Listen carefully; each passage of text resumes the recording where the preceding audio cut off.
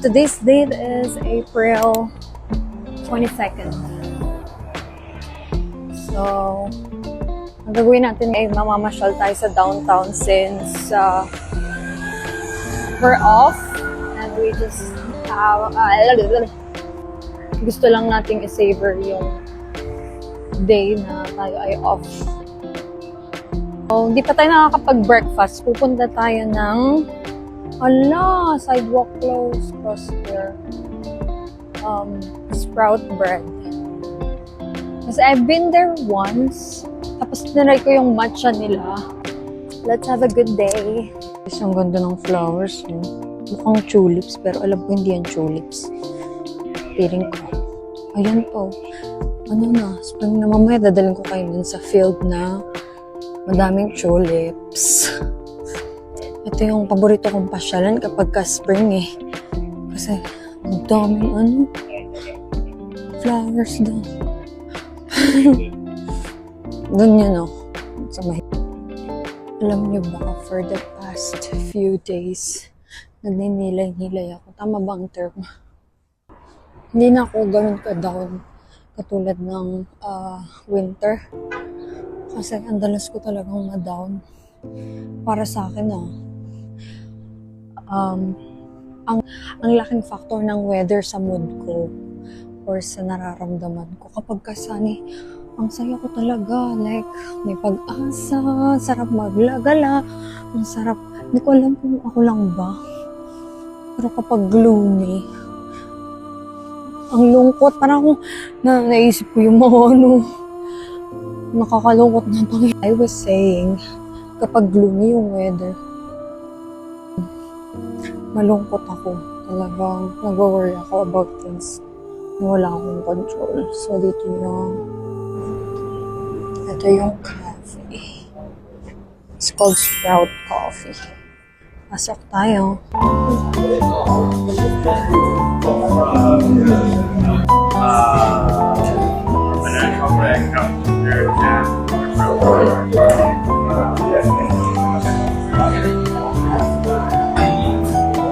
Ito yung kanilang menu.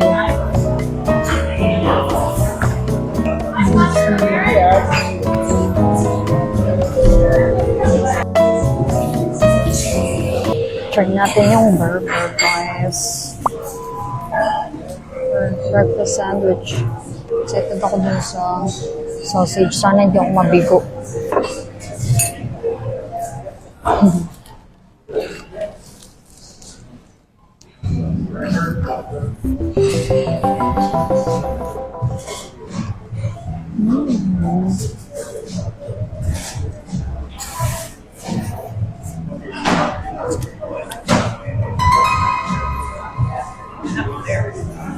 Lasang burger.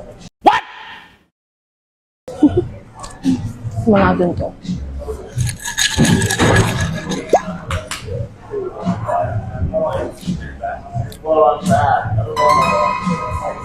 Grabe, ang sarap. Ang sarap. Isa pang try. Medyo hindi ko siya bet.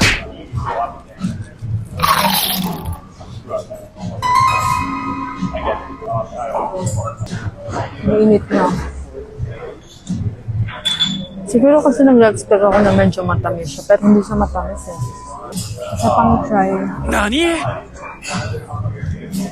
Mayroon siya. Parang mayonnaise, egg, tsaka yung patty. Akala ko meron gulay, wala pala.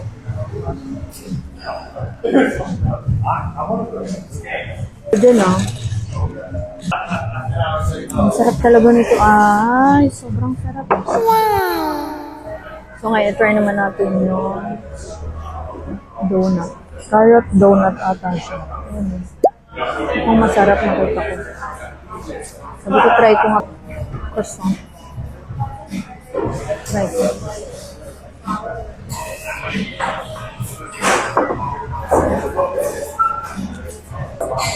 Masarap. So, i-rate ko yung burger. I would say 5 out of 10. Siguro kasi hindi siya yung type of patty na na-expect or gusto ko. Gusto ko kasi may panis eh. Ano siya, garlicky siya lang siya siyang lakban-long ganun sa. Tapos ito naman, ano siyang carrot cronut. Yung bread niya is parang,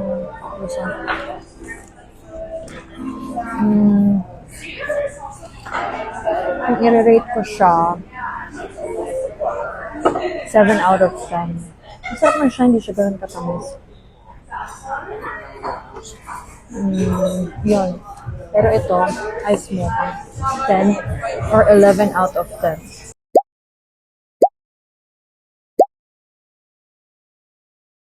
Gusto ko siya. Last time pumunta ako dito, tinaray ko yung ice matcha.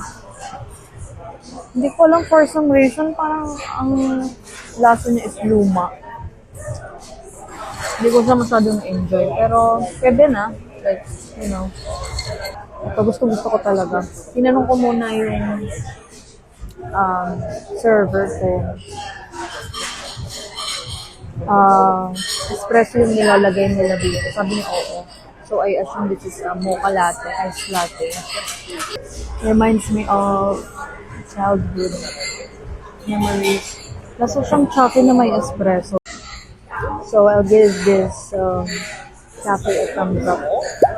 Next time ito try ko yung ham. Siguro dapat yun na lang yung try ko. Meron kasi yung option for ham, bacon, or sausage. Sausage yung inano ko kasi in-expect ko may tamis siya na parang maple sausage. Muna ng dito, ang sarap tumambay. Maaraw, bright. Maganda yung vibe. Yung ambience, I mean. Siya, busy siya. Like every second or every minute may papasok. May pila. Pakita ko sa'yo. Yan o, may pila. Since nandito na tayo, akit tayo. Kasi meron siyang second level. Meron ko siya. Madami tao.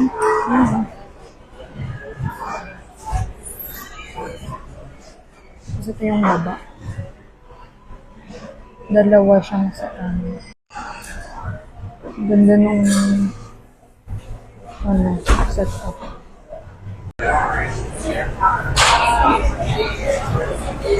Patio. Ang ganda oh. Alis na tayo guys. Ganda ng araw. Nakikita nyo ba yun? Yan yung field of flowers. So, every year, kapag summer or spring, laging may ganyan dyan. Hindi ko alam kung nilalagay nila yan dyan or itinatanim nila. Pero para kasing nilagay nila. Kasi pare-pares ng height. Alam mo yun, parang nilagay lang. Parang fake, pero hindi siya fake. I assure you, hindi siya fake flowers.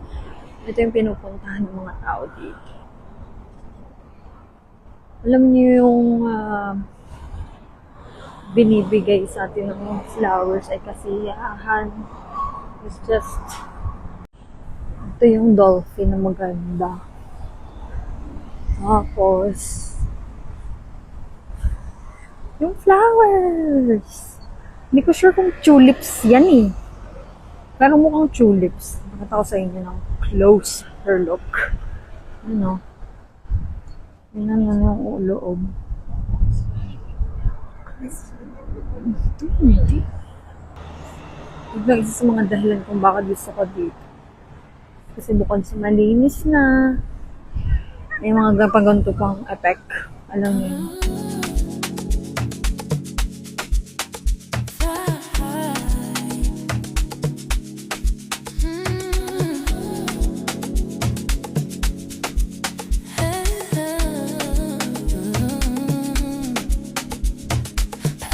Ready. No lines at the gate. I don't do waiting. I don't hesitate. Ang ganda. Di mo na kailangan pumunta sa Chili Walk para ma-experience yung tulips. May bayad dun $20. Dito libre lang. Diba? Ganda!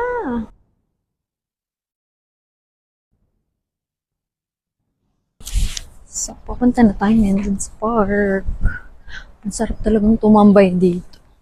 Lalo na kung may kasama kang friend or just whoever company. Uupo kayo, tapos mag-uusap lang kayo about life. Just by looking at the lake. Nakakalibang siya. Nakakawala siya ng pagod. Tapos may mga bibi pa. Pakita ko sa akin. Yan o. May bibi. So, ito yung Delta Hotel. Alam ko nag-range siya from 300 or 200 per night. I tried booking there last year. Or 2 years ago, I think.